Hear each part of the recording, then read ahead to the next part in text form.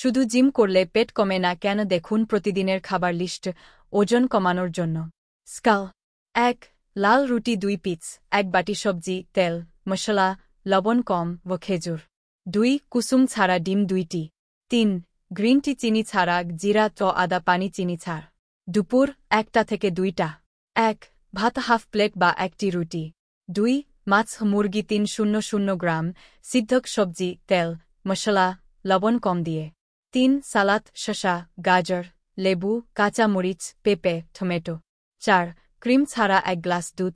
বিকেল 1. Green tea চিনি ছাড়া, ব্ল্যাক কফি চিনি ছাড়া। 2. 3 থেকে 5টি ডিম কুসুম ছাড়া।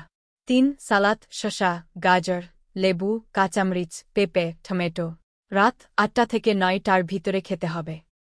লাল রুটি 1টি, সবজি 1 বাটি, তেল, মশলা, লবণ কম দিয়ে। সালাদ, শসা, গাজর, টমেটো, কাঁচামরিচ, লেবু, পেঁপে। রাতের খাবার আগে খাবেন এবং খাওয়ার 1 ঘন্টা পর ঘুমাবেন। একটু তাড়াতাড়ি ঘুমানোর চেষ্টা করবেন। Visit healthbestfit.com and YouTube channel Fungambody for more updates.